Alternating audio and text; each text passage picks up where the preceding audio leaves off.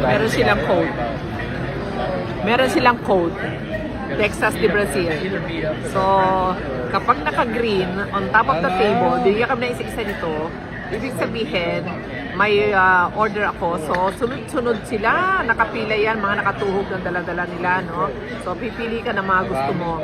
And then, pag naka-red siya, sa ibabaw ng table, napag mo siya, ibig sabihin, off. So, walang order. Hinto sila. Akaaliw kaya, ha? Ha? Masarap daw ang kape. Masarap ang kape. Baka naman may asukal. Wala. Eh, no? Wala. Ito, di ako nilagay. O, tapos, pakita ko sa inyo sandali yung kitchen, ha? Ayan. Ayan ang kitchen nila, oh.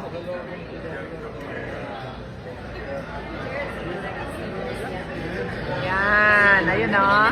Mga tuhog-tuhog ba? Ayan. Nako, kagagwapo pa ng mga nagsasardine. Oo. Tapos, pang pinali ko, ayan ay plain coffee lang, oh.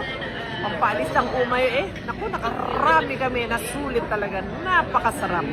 So, hindi ko lang alam magkano per head dito. So, pinakuha na namin ang bill. So, malalaman natin mamaya. Ayan. Luluwi ko.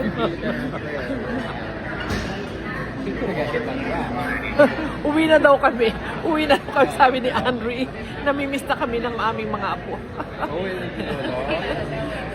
Sobrang na-enjoy namin ang aming food dito sa Texas de Brazil, sa Tacoma. Tacoma. Thank you.